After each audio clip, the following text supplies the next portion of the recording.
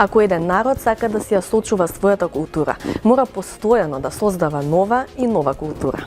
Некако со сите проблеми со кои што Македонија се соочува во сите општествени сфери, културата како да е оставена настрана, и од фокусот на јавноста и од фокусот на медиумите. Вечерва во Агенда 35 зборуваме за односот на државата Македонија кон културата и кон своите творци. Гостин ни е реномираниот режисер Милчо Манчевски. Останете со нас. Деновиве се објави информацијата дека Институтот за историја на уметност и археологија при Филозофскиот факултет во Скопје, најстарата образовна и научна институција која се грижи за проучување на културното богатство на државата, за неколку години ќе остане без професори и асистенти.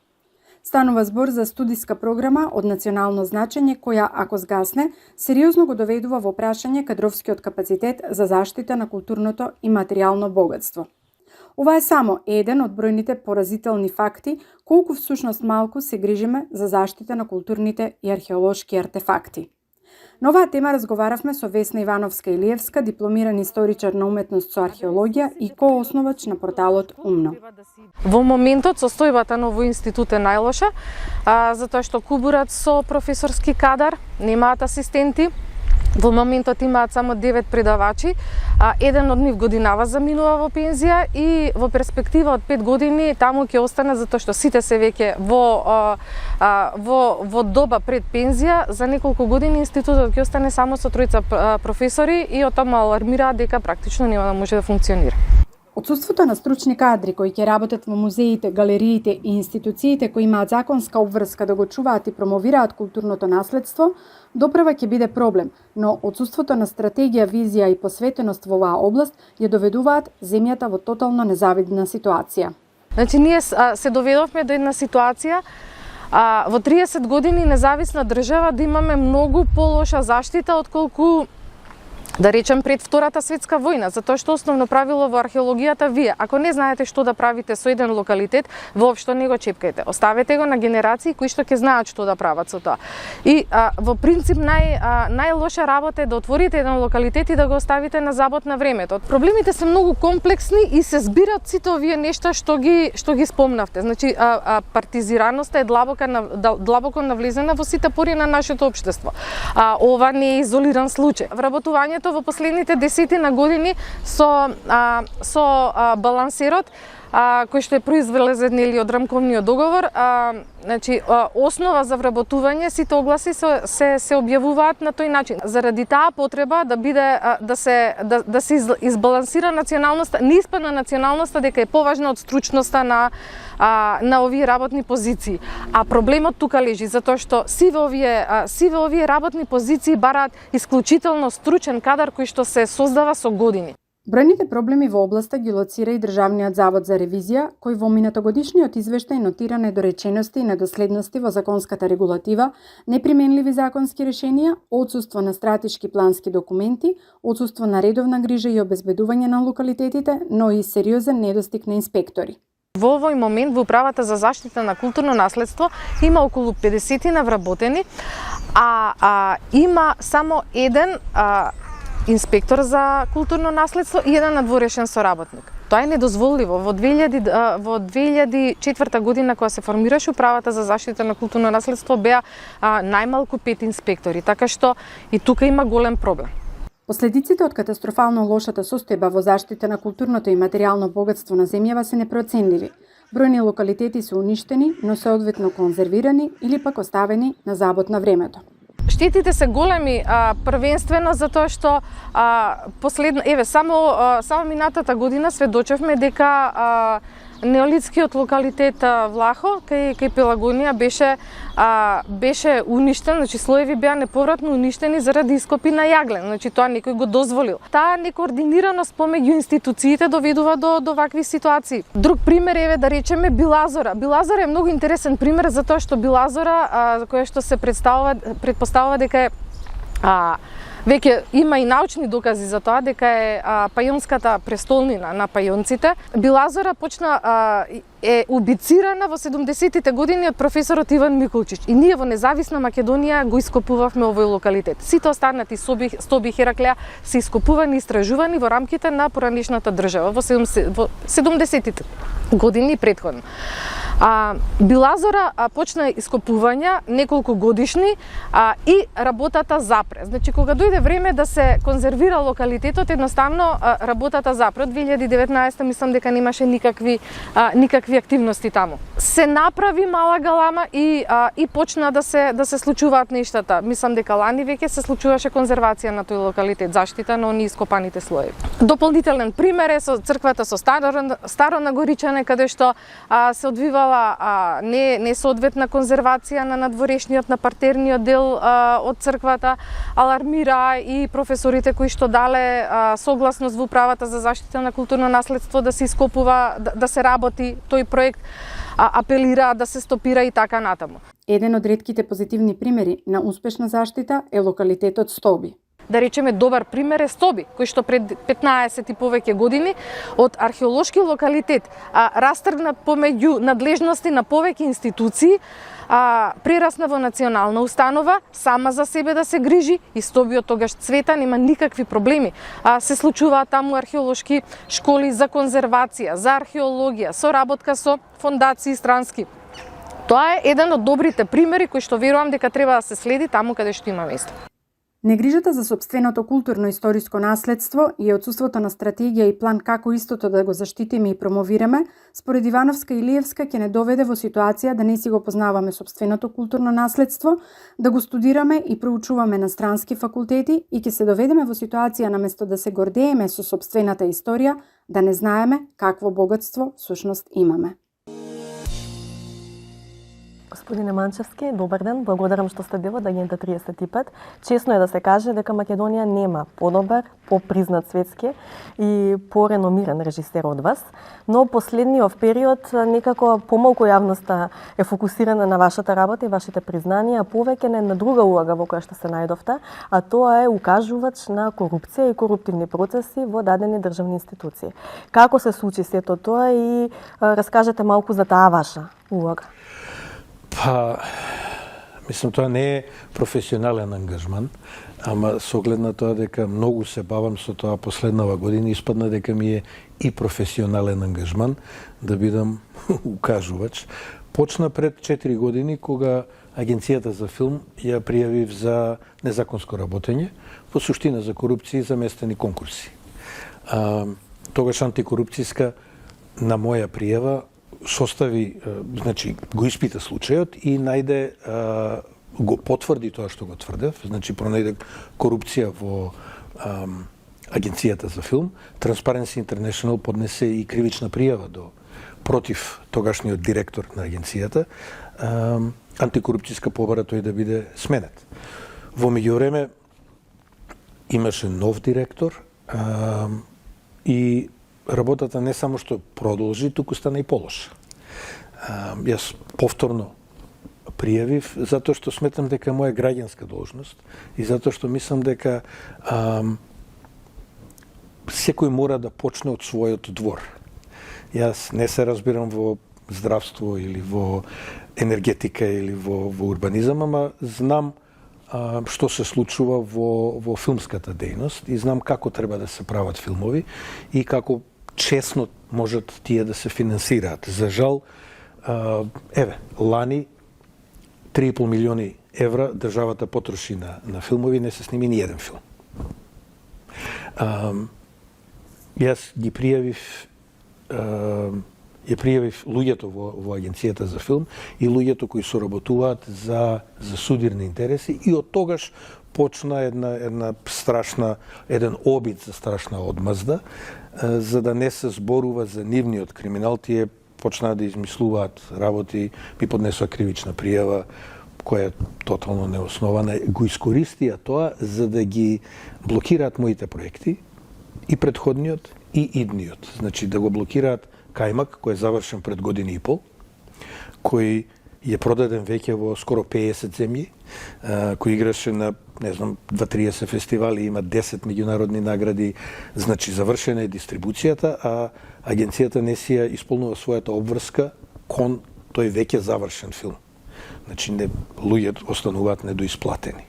И следниот филм за кој ние добивме на конкурсот на Агенцијата за филм во декември 22, агенцијата одбива да потпише договор и пред договор, иако во меѓувреме ние работиме на проектот и имаме уште 3 странски држави, значи копродуценти, партнери кои влегоа во филмот, со финансирање од нивните државни фондови.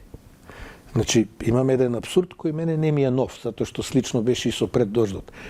Да имаш странска доверба во проектот што го работиш, Домашната да изостанува. А домашната да изостанува, да. Ова што вие го велите околу злоупотребите не се само ваши наоди. Државниот завод за ревизија, доколку внимателно се читаат извештаите таму, ги пронаоѓа истите забелешки, повторно за злоупотреба. Но она што го споменавте, тој обид за одмазда, или би рекла таа хајка, која што организирано настана, навистина е нешто што заслужува внимание. Во демократски држави луѓето кои што кажуваат за корупција се заштитени од системот. Во една рака не сум многу изненаден, затоа што и претходно сум бил на црни листи, и претходно имало периоди кога не сум можел да снимам во Македонија, иако јас се обидував од тоа да не правам циркус, да не излегувам по медиуми, него да си работам мојата работа. Ако не можев тука да снимам, сними филм во Њујорк. Меѓутоа, ова е жално за целата фела, жално за државата, жално за помладите колеги кои се наоѓаат. Значи, еве, ќе ви дадам пример. Кајмак, повеќе од 50% од финансирањето на филмот е од странски извори. Затоа што Агенцијата за филм реши на тој филм да му додели колку што се доделува на дебитантски филм. Меѓутоа влегоа Данска, Холандија, Хрватска и Евроимаж, и филмот се сними и филмот е успешен. Значи, во една рака продукцијата се обидувам да си продолжи, да не правам од тоа сега циркус, ама циркусот се случува сакал некел. Еве и светската јавност се вклучи, значи кај нас тоа што го пријавив го потврдија и Државниот завод за ревизија, и антикорупцијска, и Transparency International, дури и самото Министерство за култура по своите наводи кои дадоа негативно мислење за работата на Агенцијата за филм.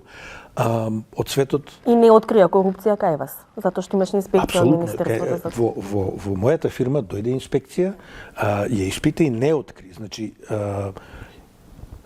тотално се провери, тотално е се транспарентно. Агенцијата за филм го изигнорира наодот на инспекцијата и кажа не, инспекцијата најде нешто, и ако прочиташ, гледаш дека нема ништо. И го искористи за лажна кривична пријава. Се ние ќе поднесеме ним кривична за лажна кривична пријава, поднесување на лажна кривична пријава, ама тоа не е нешто со што јас сакам да се бавам. Во меѓувреме стигна поддршка од Венецијанскиот филмски фестивал, од Меѓународната федерација на филмски критичари, од двете здруженија на италијански филмски работници, од Коалицијата за заштита на укажувачи на Југоисточна Европа и така натаму. Значи, ова не е кавга на Милчо со директорот. Иако така има тенденција да се представи во јавноста дека Апсолутно, затоа што битка на суети или слично. Да, така е полесно да се дискредитира човекот. Да ги погледнеме наодите од едната страна и од другата страна, да видиме институциите што велат и на основа на тоа да донесеме заклучоци. Дури не е ни важно што се случувало претходно. Тоа што се случувало претходно е дека агенцијата е приватно дуќенче на неколку, само 3-4 филмаджии, салиериевци, на кои тато со партиски врски им ја купил кариерата и они сега се нашле во ситуација да црпат еден куп државни пари, да снимаат филмови кои никој не ги гледа и никаде не патуваат и поради тоа сите други да страдаат. Пак ќе кажем, моите филмови во крајна линија ќе ги isfinansирам затоа што филм е за жал скап потфат, ќе ги isfinansирам со продуценти од странство. Ама што правиме со младите автори чии кариери страдаат поради овој грабеж? Тоа ќе ми беше и следното прашање, каква порака е ова за младите режисери македонски, кои што работејќи во една ваква токсична средина можат да си речат доколку на еден Манчевски може да му се случи ваква државна хајка, затоа што тоа се државни институции, што може да не очекува нам? Што не очекува нам како млади имиња кои што допрва треба да се градат? Па ја мислам дека таа воспитна улога, иронично кажено, е дел од намерата во оваа хајка. Значи, да не сте се осмелиле вие нешто да кажете, да се побуните зошто има луѓе кои по 8 пати конкурираат со еден исти проект и ги одбиваат. Или сите знаеме дека се плаќа рушвет до 30% од буџетот што ќе го добие човек. Да не Тоа е некоја стандардизирана сума? Веќе е станата стандардизирана. Се знае 1/3, значи дека буде за мито. И да не сте се осмелиле нешто да кажете, затоа во крајна линија не сум јас единствен од друштвото беа избркани луѓе кои посочува на незаконско работење во самото друштво. Најдов едно интервју ваше од 2011 септември за Дојче Веле, каде што велите дека зборувате за ваши успеси, насловот на тоа интервју исто многу интересен, вие велите сакам борба против корупција на душата. Значи тоа ви го излекла колешката како наслов, но зборувате за корупцијата во културата воопшто и велите дека политичкиот и културен естаблишмент ќе пукне од мака со вашите успеси. Зборуваме за време на еден друг политички режим, значи на друго политичко владење и раководство. Во последниот период ве обвинуваат за соработка со тој режим, дека сега наедно сте станале гласен, но и ве пишаните траги тврдат поинаку. На тој начин се обидуваат да го девалвираат човекот, а не постапките. Јас стојам за сите мои постапки, за сите мои изјави, еве, спомнувате 2011-та, наназад до 90 и некоја до било која, стојам за секоја своја изјава, стојам за секој свој филм и реклама, што сум ги правил. И мислам, се трудам да бидам не само скромен, туку да бидам и консистентен во тоа што го кажувам. Ако видам корупција, прво се обидувам не само корупција, ако видам проблем, ако видам дека лошо се работи во она ограничена дејност што ја познавам, да посочам да помогнам. Се обидувам и на други начини да помогнам. Ја де факто имам и школувано генерации филмски работници кои се излезени од тука на разни позиции. Сега, најдобро е ако проблемот, кога постои проблем, може да се реши без многу врева, без многу циркус. Ако не може, ако некој ме праша исто така, тоа можем и во интервју да го кажам, можем да... Значи, ама во секој случај, апсолутно сте во право, затоа што и тогаш посочував, и тогаш со години не можев да снимам, значи од негде 2010 до кај 18-та година јас не можев да снимам во Македонија, тие беа условите и не ме многу ни изненадува и не е во прашање наша банда, ваша банда. Во прашање дали е банда во прашање или ние работиме по некои нормални цивилизирани стандарди, кај што ако снимиш успешен филм, ако тој филм е значен или за локално за културата или меѓународно, ако е вреднуван, ако е гледан во кино, треба да го работиш следниот, а не по стандардите на наша банда, ваша банда, дали си во оваа партија, дали е татко ти портпарол на оваа партија, дали си лепал плакати или не. Значи, тоа е критериумот за кој се залагам и секој што се залагам. Квалитетот ќе исплива на површина дома или надвор вака или онака, но што е со оваа тенденција на политичките естаблишменти и културни естаблишменти, ети на претходната власт и на оваа сега, да ги на некаков начин напаѓаат нашите творци, нашите општествени гордости, наместо да им помагаат? Ама апсолутно е деструктивно, отровно е. И отровно е не само во моментот, туку тоа после се пренесува и станува начин на однесување, станува начин на размислување. Не е само во културата вака, ова апсолутно, е на секаде општествен феномен како ние се однесуваме кон нашите првенци. Па мислам дека во една рака има се не знам дали е тоа така во секоја мала средина, мислам дека не е. Ама како и да е, во оваа мала средина има многу луѓе, не сакам да кажам сите, ама има многу луѓе кои настапуваат, постапуваат од позиција на завист и пакост.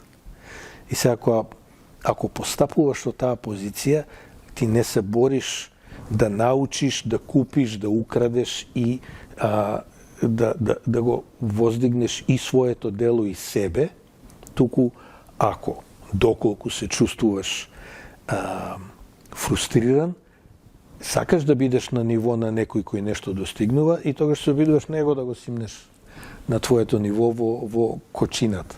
Да, тоа е тој феномен што го споменавме.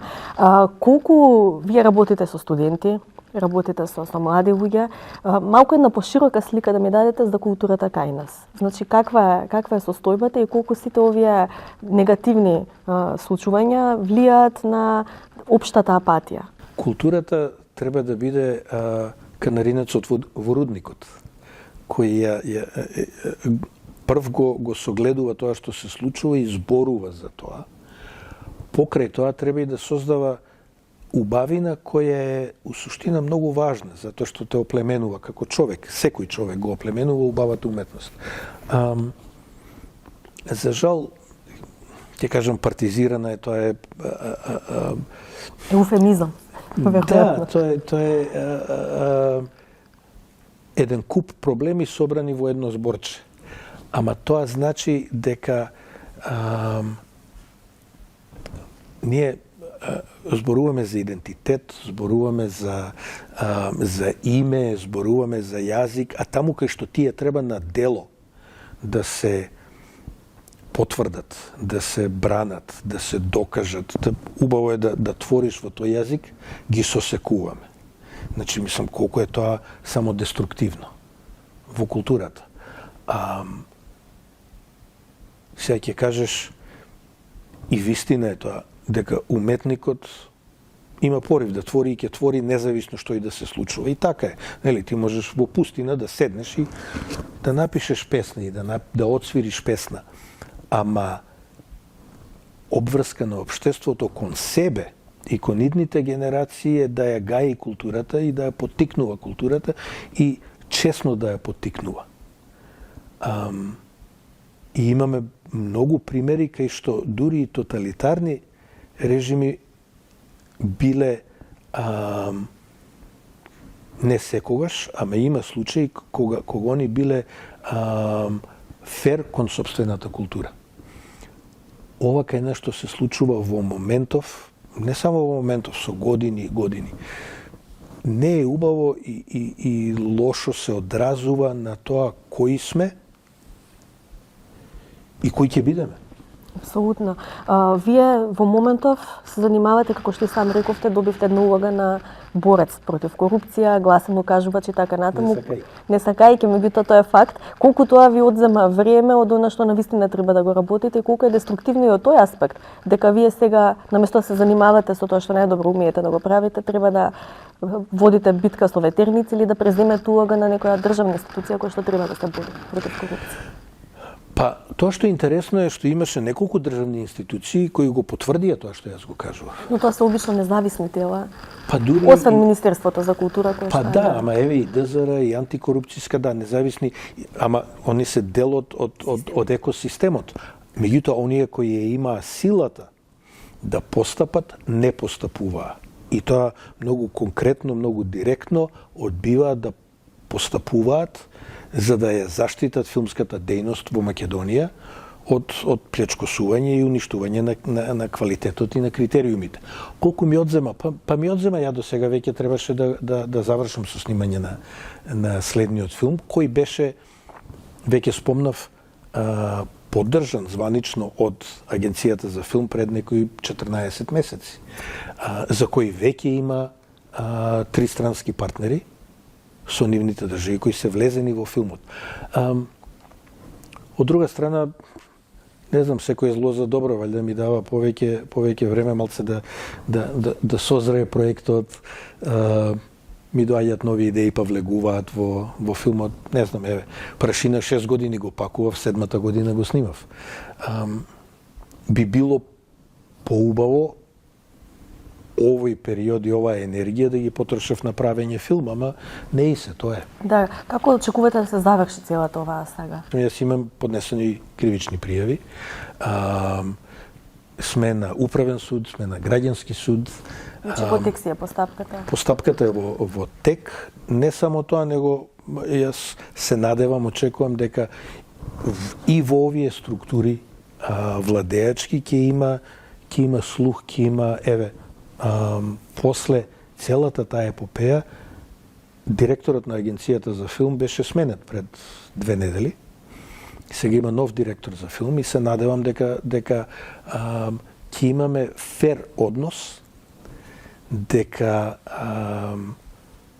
се оно што е незаконско, како што е незаконската одлука на управниот одбор да се стопира соработката со мене, ќе биде поништена. Се надевам дека новиот управен одбор ќе го следи законот. Значи, не сакам протекција, не сакам партиски врски, него само сакам да го следат законот и се надевам дека тоа ќе се случи за после да можеме да влеземе во продукција. Неко проектот е спремен. Ние, што се однесува до нас, ние можеме во понеделник да почнеме со снимање. Така, овој притисок кој што се создаде, има некаков тип на реакција, сменете директорот. На крај би го завршувало интервјуто со фокус повеќе кон решенија, значи кое е чарето за ваквите проблеми во културата. Колку мислите дека граѓанскиот активизам, притисокот од јавноста, самите луѓе кои што се во дадената фела, вие така кога почнавме интервјуто дека не сте, како рековте, не сум експерт за енергетика можеби, но тука се разбирам, колку е важно во секоја област луѓето кои што се знаат работат да бидат гласни. И колку е тој граѓански активизам. Јас не гледам друг начин. Не гледам друг начин. Мислам, ако сме решиле да правиме некакво демократско општество, некакво фер општество, тоа е единствен начин, секој да си зачисти во дворот. Сега, во конкретниот случај, фелата се скри под кревет. Меѓутоа, имам надеж дека нема да биде секогаш така. Имам надеж и дека ќе има власт која ќе сака да остави традиција на фер и демократски живот зад себе, за идните генерации, не само во моментот да граба и да се изживува. Така да, не знам, јас сум и покрај се оптимист. Се сретнав со неколку луѓе, се запознав со луѓе кои не ги знаев порано во оваа последнава година, например, кои исклучително добивте нови колеги, антикорупционери и борци. Луѓе кои исто така го рискираат и своето живење, својата позиција, својот комфор ги рискираат за да се живее малку поубаво во принцип.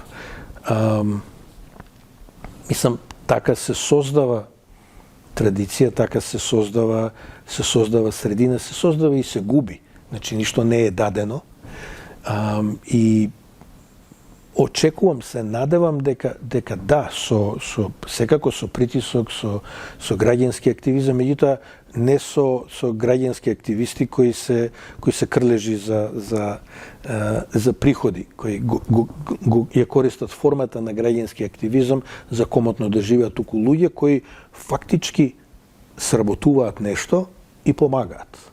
А ние сме една педа земја, сите си се знаеме. Мислам, ние знаеме отприлике кој што прави и кој што придонесува. И кои се киднапери на граѓанскиот активизам. Апсолутно. Меѓу другото, ви благодарам за интервјуто, ќе следиме и правната разврска, но и вашата работа. И во иднина, можеби некој следен друг режим повторно ќе ве стави на црна листа, а вие повторно ќе речете дека ќе си пукнат од мака и следните. Веројатно тоа ви е звездата, ви реков. Апсолутно. Благодарам. Фала и вам. Следната недела се гледаме со нова тема. Останете со нас и со програмите на јавниот сервис.